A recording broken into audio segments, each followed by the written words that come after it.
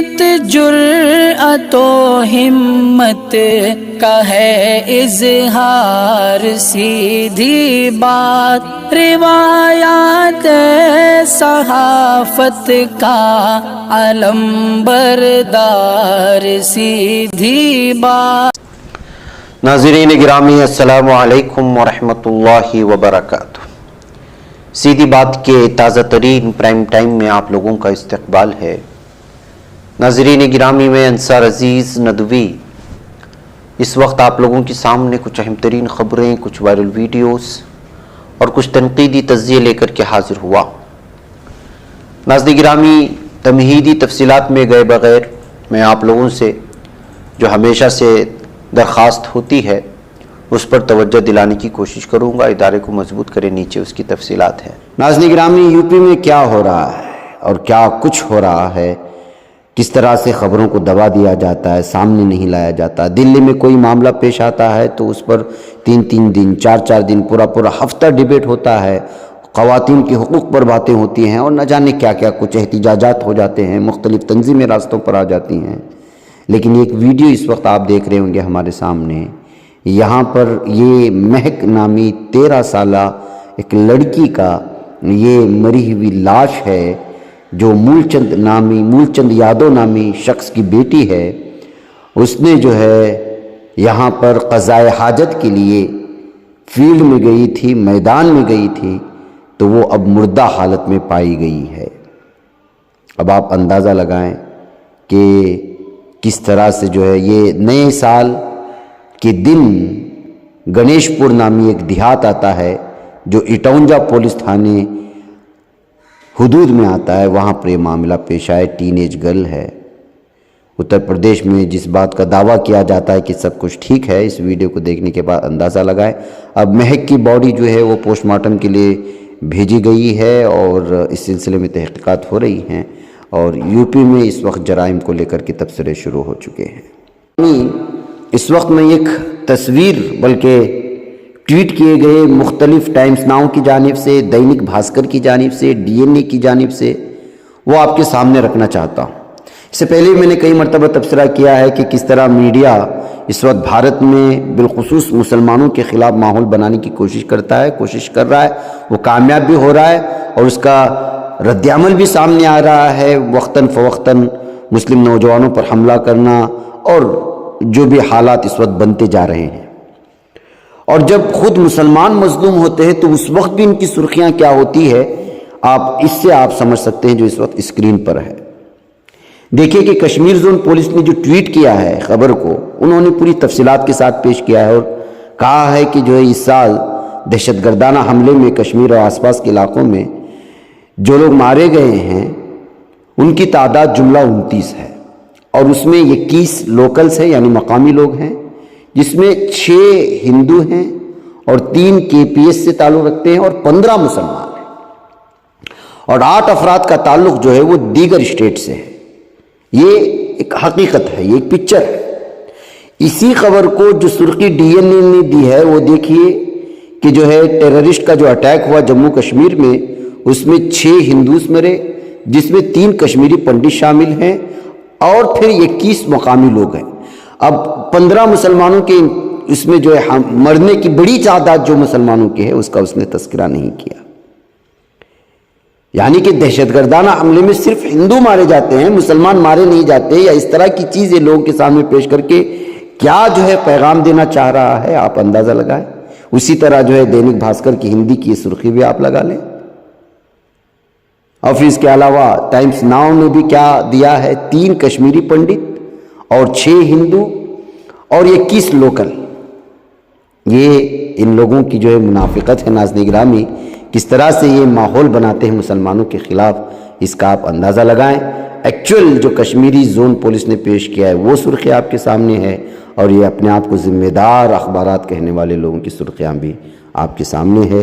اب جب اس قدر ان کے دلوں میں نفرت بیٹھی ہوئی ہو مسلمانوں کے خلاف، تو آپ بتائیں کہ جو ہے کہاں سے امن کا ماحول بن سکتا ہے۔ اسلامی ہندوتوا کے گنڈوں کی گنڈا گردی مسلمانوں، عیسائیوں، دلتوں پر لگاتار جاری رہتی ہے۔ اب دیکھیے چھتیس گڑھ سے ایک ویڈیو آئی ہے جس کو آپ اس وقت ہماری اسکرین پر دیکھ رہے ہیں۔ یہ ایک چرچ کو گرائے جانے کا، منہدم کیے جانے کا، بلکہ گنڈا گردی کی انتہا کرنے کا یہ منظر ہے۔ بتایا جا رہا ہے کہ اس چرچ پر حملہ کرنے کے درمیان میں ایک پولیس ٹیم بھی یہاں پر پہنچی تھی اور تاکہ حالات پر قابو پایا جا سکے، لیکن ان گنڈوں نے جو ہے پولیس پر بھی حملہ کر دیا، اس طرح کی خبریں آ رہی ہیں۔ پیر کی دن دوپہر میں پیش آیا اتنا بڑا معاملہ، ناظرین گرامی، اس پر نہ میڈیا بھونکتا ہے اور نہ اس پر ڈیبیٹ کرتا ہے، جبکہ جو صورتحال اس وقت یو پی میں اور یہ گنڈوں کی اور ہندوتوا گنڈوں کی جانب سے جو لگاتار پیش آتی جا رہی ہیں، میڈیا کی جانب سے خاموشی اختیار کرنا، انتظامیہ، پولیس اور حکومتوں کی جانب سے خاموشی اختیار کرنے کی وجہ سے یہ ساری غنڈہ گردی اور دہشت گردی ہر دن بڑھتی جا رہی ہے۔ اس طرح کی خبریں جب بھی سرخیوں میں آتی ہے، اسی طرح کے تبصرے سوشل میڈیا میں پڑھنے کو ملتے ہیں۔ ناظرین گرامی، ادھر ایران سے خبر آ رہی ہے کہ اخلاقی پولیس کی واپسی ہو رہی ہے۔ جی ہاں، حجاب معاملے کے بعد میں ایران سے لگاتار خبریں آتی رہی کہ حکومت کی جانب سے جو اخلاقی پولیس تھی، جو بالخصوص حجاب اور اس طرح کے شریعت کے خلاف ہونے والے معاملات پر جو نگاہ رکھتی ہے، ان کو واپس لیا گیا ہے۔ بہرکیف ایران کی سڑکوں پر اخلاقی پولیس کی واپسی کی اب خبریں گردش کرنے لگی ہیں۔ اسی اسنا میں ایک سینئر پولیس اہلکار نے کار مالکان کے لیے لازمی حجاب کے متعلق ٹیکسٹ پیغامات بھی دوبارہ گردش میں آنے کا پتہ دیا ہے۔ خبر رساں ایجنسی فارس نے ایک نامعلوم پولیس افسر کے حوالے سے اتوار کے روز بتایا تھا کہ نذیرون منصوبے کا نیا مرحلہ پورے ایران میں شروع ہو چکا ہے۔ اس ایجنسی کے مطابق اس پلان میں گاڑیوں کے مالکان کو یاد دہانی پر مشتمل ٹیکسٹ پیغامات بھیجے جائیں گے، جن میں پردہ کرنے کی ہدایت بھی دی جائے گی۔ اخلاقی پولیس کی واپسی ہو سکتی ہے۔ ایران انٹرنیشنل کے مطابق یہ پیش رفت ایک ایسے وقت میں سامنے آئی ہے جب سوشل میڈیا پر رپورٹس تہران کی گلیوں میں اخلاقی پولیس کی واپسی کی نشاندہی کر رہی ہے۔ ایرانی پبلک پروسیکیوٹر محمد جعفر منتظری نے اس سے قبل دعویٰ کیا تھا کہ مہسا امینی کے قتل میں کردار ادا کرنے والی اخلاقی پولیس کی سرگرمی کو معطل کر دیا گیا ہے۔ انہوں نے 4 ستمبر 2022 کو ایک بیان میں یہ بھی کہا تھا، ارشاد گشت کو عدلیہ سے الگ کر دیا گیا، لیکن اب جو ہے خبر واپس یہ آ رہی ہے کہ جو ہے اخلاقی پولیس کی دوبارہ جو ہے وہ ان کی معطلی دور کی جا سکتی ہے اور پھر وہ دوبارہ ایران کے سڑکوں پر نظر آ سکتے ہیں۔ گرامی، ادھر ظالم اسرائیلی فوج کہیں یا دہشت گرد، عسکریت پسند، امن میں خلل ڈالنے والے یہ گنڈے کس طرح فلسطینیوں پر ظلم و ستم کی انتہا کرتے ہیں، اس کی ایک مثال اس وقت جو ہماری اس ویڈیو میں آپ دیکھ رہے ہیں، کس طرح آنکھوں میں پٹی باندھ کر کے اس وقت جو ہے گرفتار اور حراست میں لے کر کے اسرائیلی فورس جا رہی ہے۔ آپ اندازہ لگائیں، ہر دن کا یہی معاملہ ہے ناظرین گرامی۔ رائٹس کے نام پر پہ، چھاپہ ماری کے نام پر فلسطین، غزہ پٹی اور جتنے بھی یہاں کے آس پاس کے علاقے ہیں، رات بھر 12 بجے 1 بجے گھروں میں گھس جاتے ہیں، نوجوانوں کو اٹھا کر کے لے جاتے ہیں، کئی سالوں تک ان کو بند رکھتے ہیں۔ ناظرین گرامی، اس وقت ظالم اسرائیلیوں کی دہشت گردی عروج پر ہے، اور اس وقت جو تازہ ویڈیو دیکھنے بتایا جا رہا ہے کہ 18 فلسطینی نوجوانوں کو اس دہشت گرد ظالم اسرائیلی فوج نے گرفتار کر کے لے گئی ہے، جس کی ویڈیو اس وقت جو ہے سوشل میڈیا میں الگ الگ تبصروں کے ساتھ پیش کرنے کی کوشش ہو رہی ہے۔ بالخصوص اس ویڈیو کو جو ہے غازہ ٹائمز نے جو ہے ٹائمز آف غازہ نے شیئر کیا ہے، اس کا منظر آپ یہاں پر دیکھ سکتے ہیں۔ گرامی، وندے بھارت ایکسپریس تو آپ جانتے ہی ہیں، یہ اپنی تیز رفتاری کے لیے کم اور اس کے ساتھ پیش آنے والے حادثات کو لے کر کے زیادہ سرخیوں میں رہا۔ اس سے پہلے کبھی بیل آ جانے کی وجہ سے، کبھی گایوں سے ٹکرا جانے کی وجہ سے اور سامنے کا حصہ اچانک ٹوٹ جانے کی وجہ سے مختلف طور پر وندے بھارت ایکسپریس جو ہے وہ سرخیوں میں رہی۔ لیکن اب جو خبر آ رہی وہ یہ ہے کہ اب جان بوجھ کر کے وندے بھارت ایکسپریس پر پتھراؤ کیا گیا ہے۔ جی ہاں، یہ مغربی بنگال کے مالدہ کمار گنج نامی علاقے میں پیش آیا معاملہ ہے، جہاں پر کچھ شرپسندوں نے پتھر کے ذریعے سے اس کو زخمی کیا، جس کی کانچ وغیرہ ٹوٹ گئی۔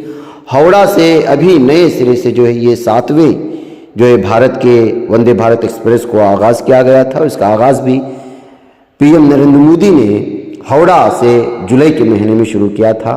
اب اچانک جو ہے اس پر پتھراؤ کر دیے جانے کی وجہ سے وندے بھارت کی تصویر ایک بار پھر سوشل میڈیا میں الگ الگ تنقیدی تبصروں کے ساتھ بھی اور پھر جو ہے تضحیکی تبصروں کے ساتھ بھی شیئر کی جانے لگی ہیں۔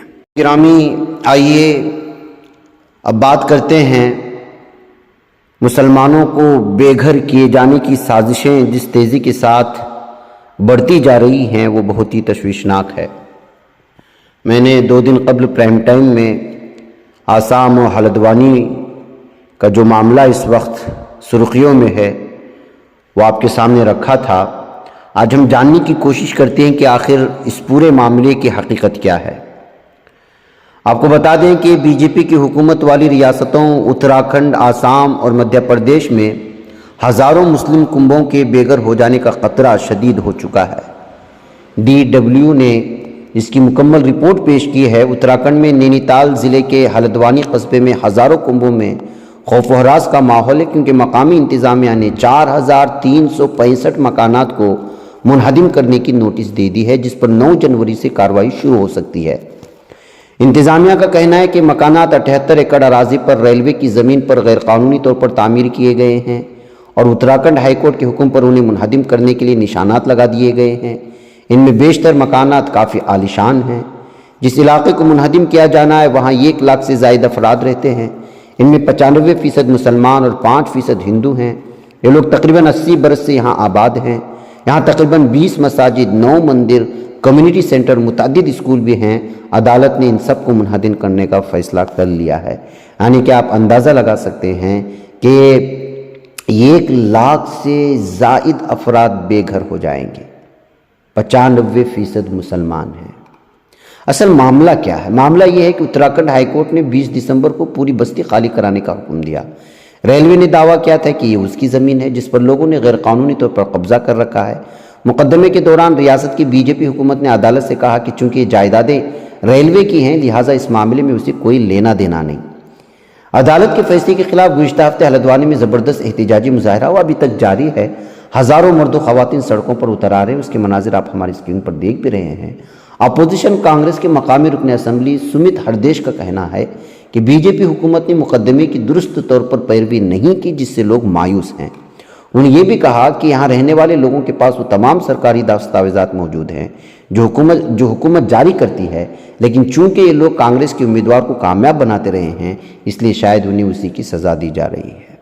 یعنی کہ سیاسی دشمنی کے چلتے لاکھوں مسلمانوں کو اس وقت بے گھر کیے جانے کا جو ہے سازشیں رچی جا رہی ہیں، یہ کہنا ہے، اور یہ صاف صاف نظر بھی آ رہا ہے۔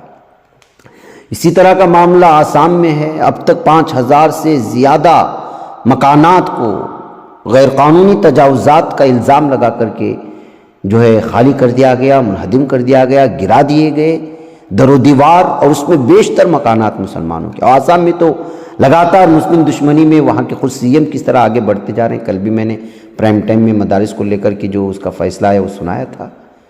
اب بتایا جا رہا ہے کہ آسام سے رکن پارلیمان مولانا بدرالدین اجمل صاحب نے اس حوالے سے بھارتی صدر دروپدی مرمو کو ایک خط لکھ کر ان سے حکومت آسام کو ہدایت دینے کی درخواست کی ہے کہ کم از کم سردی کے موسم اور کوئی متبادل انتظام ہونے تک لوگوں کو ان کے گھروں سے بے دخل نہ کیا جائے۔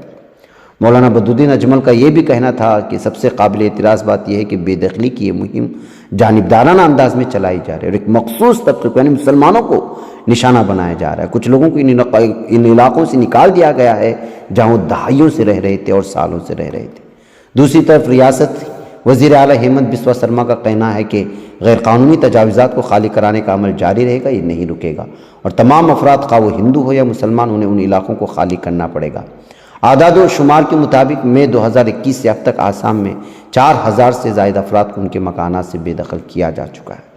اور پھر مدھیہ پردیش کی بھی کہانی آپ کو معلوم ہے، ظلم کی کہانی مسلمانوں کے خلاف، کہ مدھیہ پردیش کی بی جے پی حکومت نے اجین شہر کے مسلمانوں کے گلمہر کالونی کو خالی کرنے کا حکم دیا۔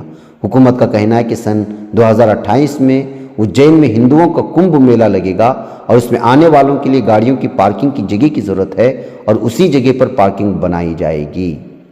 2028 کب ہے اور اس کا کیا بہانہ نکالا جا رہا ہے، آپ اندازہ لگائیں کہ ایک کمبھ میلے کے لیے پورے مسلمانوں کی کالونی کو یہ خالی کرا جا رہا ہے۔ یعنی ظلم کی اس قدر انتہا ہو چکی ہے کہ بیاں کرنا بڑا مشکل ہے۔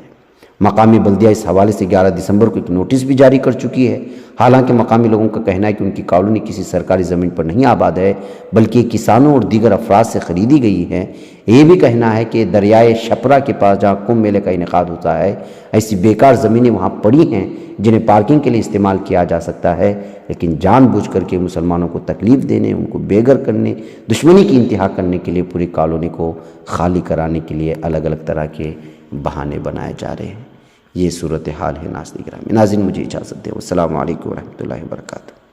ہی بچ پاتا ہے کوئی صحافی کی نگاہوں سے، ملاتا ہے یہ لوگوں کو محبت کی پناہوں سے، کرم اور درد مندی کا ہے ایک سنسار، سیدھی بات عظیمت جرأت و ہمت کا ہے اظہار، سیدھی بات عظیمت جرأت و ہمت کا ہے اظہار، سیدھی بات۔ یہ چینل حق نگر بن کر کچل دیتا ہے فتنوں کو۔